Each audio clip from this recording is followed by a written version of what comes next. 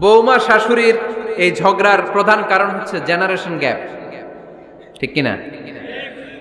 শাশুড়ি এক জেনারেশনের আর বৌমা আরেক জেনারেশনের। শাশুড়ি ভাবে একরকম, বৌমা ভাবে আরেক রকম। শাশুড়ি চায় বউর উপর খবরদারি করতে, বউ চায় শাশুড়ির উপর খবরদারি করতে। এই ডমিনেটিং এর কারণে কিলাকিলি আছে না নাই? আহা, এটা ঠিক না। আমার শাশুড়ি মায়েরা যারা আছেন, প্রথমে শাশুড়ি দিয়ে শুরু করি। আমার মাইকের আওয়াজ যে ঘরগুলোতে যায়, আমার শাশুড়ি মাদেরকে বলবো, বউদের উপর অত্যাচার করবেন না। ছেলেরা প্রশ্ন করে, তোর কাছে তোর বউ বড় না আমি বড়? আছে না নাই? এটা একটা প্রশ্ন হইল। তোর বউ বড় না আমি বড়? দুইজনেই বড়। তো এক ছেলে সুন্দর উত্তর দিছে, আমার কাছে ভালো লাগছে উত্তরটা শুনে। এক মা প্রশ্ন করছে, তোর এতদিন আমি লালন পালন করে বড় করলাম, জীবন যৌবন তোর জন্য শেষ করলাম, আজকে বউ পাইয়া বউ তোর আপন হয়ে গেল? এবার ছেলে উত্তর দিছে, মা, আমার মুখ থেকে মা ডাক শোনার জন্য তুমি কি কষ্টটাই না করছো জীবনে। 10 মাস আমারে পেটে ধারণ করলা, খাইতে পারো নাই, বমি করছো, খালি ওষুধ খাইছো, তোমার পেট কেটে আমারে বের করা হয়েছে, 2 বছর আমারে দুধ খাওয়াইছো, পেশাব পায়খানা পরিষ্কার করেছো। বয়স যখন 3-4 তখন তোমার আমি মা ডাকছি, এই মা ডাকটা শোনার জন্য তুমি এত কষ্ট করছো। আর আরেকবারের মাইয়া এই ঘরে আইসাই তোমার মা ডাকা শুরু করছে। যেই মেয়েটা তোমারে মা ডাকে সে আমার আপন হবে না কেন মা? ঠিক কিনা? এই মা ডাক শোনার জন্য তুমি এত কষ্ট করলা, আমার লালন পালন করলা, 10 মাস পেটে ধরলা, পেশাব পায়খানা পরিষ্কার করলা, এরপরে মা ডাক শুনতে পারছো। আর আরেকবারের মেয়ে জানা নাই চিনা নাই এসেই তোমার ডাকা শুরু করছে মা। তো যে আমার মারে মা ডাকে তার স্থান তো আমার কলিজায়, ঠিক কিনা? শাশুড়ি আম্মারা যারা আছেন, প্লিজ বৌমাদেরকে কষ্ট দিয়েন না। অনেক শাশুড়ি আছে পান থেকে চুন খসলে রেগে যায়, পদে পদে স্ত্রীর ভুল ধরে, বউয়ের ভুল ধরে, আছে না নাই? এটা করবেন না। সে তো নতুন, আপনার অনেক এক্সপিরিয়েন্স হতে তার সময় লাগবে, তাকে সময় দিন, তাকে ভালোবাসুন, ঠিক কিনা? না বুঝে সামান্যতে বৌমারে বদদোয়া দেয়, এরকম আছে না নাই?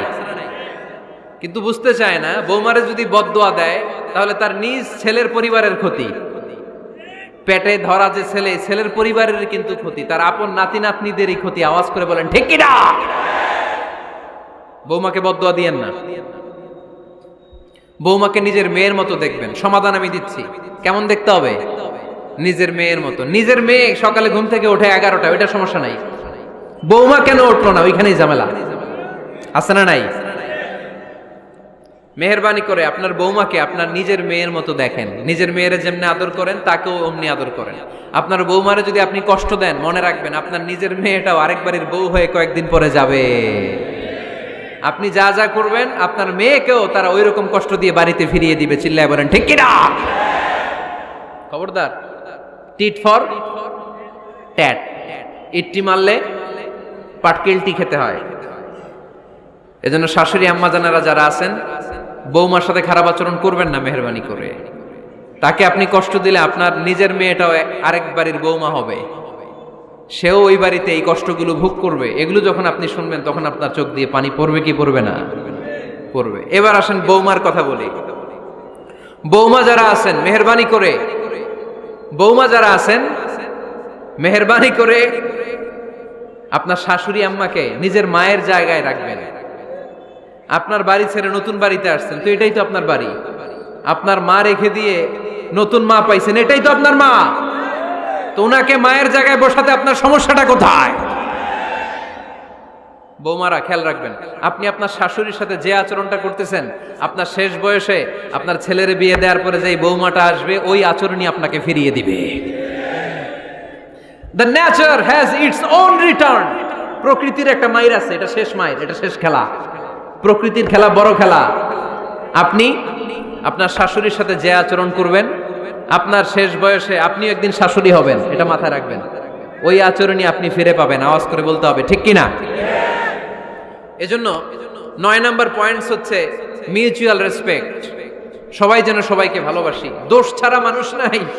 সবার দোষ আছে, আমরা যেন একে অন্যের দোষ না খুঁজি। বৌমারা, আপনাদের কেন যদি আমার মাইকের আওয়াজ যায়, অল্প কিছু টেকনিক অবলম্বন করলে আপনি আপনার শাশুড়ির মন জয় করতে পারবেন। শাশুড়িরা আসলে বেশি কিছু চায় না, আগের জামানার মানুষ তো, এদেরকে ওইভাবে হাত করতে হবে। মাঝে মাঝে একটু শাশুড়ির মাথায় তেল দিয়ে দেন, চুলে তেল দিয়ে দিবেন আর কি, মাঝে মাঝে চুল আশ্রয় দিবেন, এগুলো কিন্তু খুব পছন্দ করে শাশুড়িরা। ওনার প্রেশারটা একটু মেপে দিবেন, ডায়াবেটিক্সের ওষুধটা খাইলো কিনা সময় মতো খোঁজ নিবেন, কি পছন্দ করে খেতে একটু রান্না করে দিবেন। যেই বক্তার ওয়াজ শুনতে পছন্দ করে ওই বক্তার ওয়াজগুলো ডাউনলোড করে শাশুড়ি আম্মাকে দিবেন, ইসলামী বই দিবেন। দেখবেন বয়স্ক নারীরা মাহফিল যেতে খুব পছন্দ করে, ওয়াজ শুনতে খুব পছন্দ করে, নবীদের কাহিনীগুলো শুনতে পছন্দ করে। বসায় বসায় একটু কাহিনীগুলো শোনাবেন। বাইরে বেরোলে জিজ্ঞেস করেন, আম্মা আপনার কিছু লাগবে কিনা। আর একটা টিপস আছে, চুল যখন আশ্রাবেন আর শাশুড়ির মাথায় যখন তেল দিয়ে দিবেন, তখন অতীতের কথা জিজ্ঞেস করেন, দেখবেন অতীতের স্মৃতিতে হারিয়ে গিয়েছে আপনার শাশুড়ি। কি জিজ্ঞেস করবেন জানেন? জিজ্ঞেস করবেন, আম্মা জান, মুক্তিযুদ্ধের সময় আপনার বয়স কত ছিল? ওই সময় মুক্তিযুদ্ধের সময় আপনাদের এলাকায় কি কি হয়েছিল মা? আরেকটা প্রশ্ন করবেন, মা বিয়ের সময় আপনি কেমন ছিলেন? ওই দিন দেখবেন বুড়ি আর বুড়ি নাই, জুয়ান হয়ে গেছে। ওই দিন বলবে, মা আমি অনেক সুন্দরী ছিলাম, আমার মাথায় অনেক চুল ছিল, আজকে নাই। আমগো গ্রামে আমার চাইতে সুন্দরী মাইয়া ছিল না। অতীতের স্মৃতিতে, স্মৃতি হাতরাতে হাতরাতে তিনি হারিয়ে যাবেন। জিজ্ঞেস করবেন যে, মা শীতকালে আপনাদের দেশে কি পিঠা বানাতেন আপনি যখন ছোট ছিলেন, আপনার বাপ চাচারা কি করতো? এগুলো জিজ্ঞেস করলে উনি স্মৃতির পাতা হাতরাতে হাতরাতে চোখ দিয়ে দাঁড় দাঁড় করে ওনার পানি ঝরতে শুরু করবে। আপনার জায়গায়, ওনার হৃদয়ের মনি কোঠায় এমন জায়গায় পৌঁছবে, আপনার ছাড়া উনি কিছুই বুঝবে না। বৌমারা, এই অল্প কিছু টিপস অবলম্বন করে আপনারা আপনাদের শাশুড়ির মনকে জয় করতে পারেন। শাশুড়ি বৌমার দ্বন্দ্ব আমরা চাই না, আমরা চাই শাশুড়ি বৌমাকে নিজের মেয়ের মতো জানো, আর বৌমার শাশুড়িকে আপন মায়ের মতো ভালোবাসুক, ঠিক কিনা? এই মিউচুয়াল রেসপেক্টই পারে শাশুড়ি বৌমার দ্বন্দ্বকে দূর করতে, আর ঘরটারে শান্তির টুকরা বানাতে। আওয়াজ করে বলেন ঠিক কিনা? কয়টা গেল? আর আছে কয়টা? দোয়া করবেন একে অপরের জন্য। দোয়া, সাইয়েদনা ইব্রাহিম ফ্যামিলির জন্য দোয়া করতেন, রব্বি জাআলনি মুকিমাস সালাতি ওয়া মিন যুররিয়াতি রব্বানা ওয়া তাকাব্বাল দুআ। ও আল্লাহ, আপনি আমার নামাজ কায়েমকারী বানান, আমার কলিজার টুকরা সন্তান ইসমাইলকেও নামাজ কায়েমকারী বানান, আমার দোয়াটা আপনার দরবারে আপনি কবুল করে নেন। সুবহানাল্লাহ পড়েন। রব্বানা ইন্নী আসকানতু মিন যুররিয়াতি বিওয়াদিন গায়রি যী যারইন ইনদা বাইতিকাল মুহাররাম। ও আল্লাহ, আমার সন্তান সন্ততি, আমার ফ্যামিলিকে ধুধু মরুপ্রান্তর এই উপত্যকার মধ্যে তোমার কাবা ঘরের সামনে রেখে গেলাম, তাদেরকে তুমি নামাজ কায়েমকারী বানিয়ে দিও। গোটা বিশ্বের সব মানুষের অন্তর আমার ফ্যামিলির দিকে আল্লাহ তুমি ঝুঁকিয়ে দিও। ওয়ারযুকহুম মিনাস সামারাত, ফলমূল দিয়ে আল্লাহ তুমি তাদেরকে রিজিকের ব্যবস্থা করে দিও। তার মানে সব নবীরা তাদের পরিবারের সদস্যদের জন্য দোয়া করতেন কি করতেন না? আবার কোরআন আমাদেরকে শিখালো, রব্বানা হাব লানা মিন আজওয়াজিনা ওয়া মিন যুররিয়াতিনা কুররাতা আ'য়ুন ওয়াজআলনা লিল মুত্তাকিনা ইমামা। ও আল্লাহ, এমন নেককার সন্তান, এমন নেককার স্ত্রী আপনি আমাকে দান করেন যাদের দিকে তাকালে আমার চোখ দুইটা ঠান্ডা হয়ে যায়।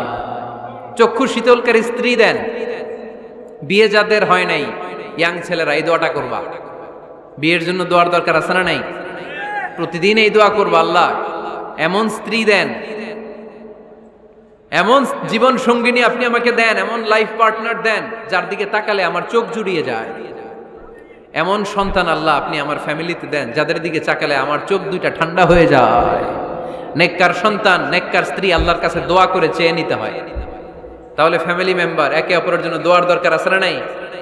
বাবা দোয়া করবে ছেলের জন্য, ছেলে করবে বাবার জন্য, মা দোয়া করবে মেয়ের জন্য, মেয়ে করবে মায়ের জন্য, ভাই করবে বোনের জন্য, বোন করবে ভাইয়ের জন্য। দোয়ার দরকার আছে না নাই? দোয়া করবেন সবাই সবার জন্য। এই যে কোরআনের বঙ্গানুবাদ পাওয়া যায় না এখন, কথা বলেন। স্মার্টফোন আছে কার কার দেখি? হ্যাঁ, কারা কারা স্মার্ট দেখি? হাজার হাজার স্মার্ট, মাশাআল্লাহ। এই স্মার্টফোনের ভেতরে আল কোরআন নামে বাংলায় কোরআনের একটা অ্যাপস পাওয়া যায়। কথা বলেন, পাওয়া যায় কি যায় না? আজকে থেকে এই অ্যাপসটা ডাউনলোড করে প্রতিদিন 1 আয়াত 2 আয়াত 3 আয়াত করে পড়া শুরু করে দেন। বাঁচতে হলে পড়তে হবে, বাঁচতে হলে জানতে হবে, ঠিক কি না? এই স্লোগান আমাদেরকে শিখায়। এই স্লোগান তো আল্লাহ, এই স্লোগান দিয়েই তো আল্লাহ কোরআন শুরু করছে, ইকরা বিসমি রাব্বিকাল্লাযী খালাক। বাঁচতে হলে জানতে হবে, বাঁচতে হলে পড়তে হবে, পড়ার কোনো বিকল্প নাই। আওয়াজ করে বলেন ঠিক কি না? সুজানগরের রায়েরা, মোবাইলের অ্যাপসের ভিতরে আমরা কোরআন রাখতে রাজি আছি তো সবাই? হাদিসের অ্যাপস ডাউনলোড করতে রাজি আছি তো? বাস রাজি আছি, ডাউনলোড করে রাইখা দেবো, আর কেউ পড়বো না নাকি? হ্যাঁ, প্রতিদিন একটা আয়াত হলেও যেন আমরা পড়ি। আল্লাহ যা বলা দরকার সব বলে দিয়ে গেছে, নতুন করে আর কিছু বলবে?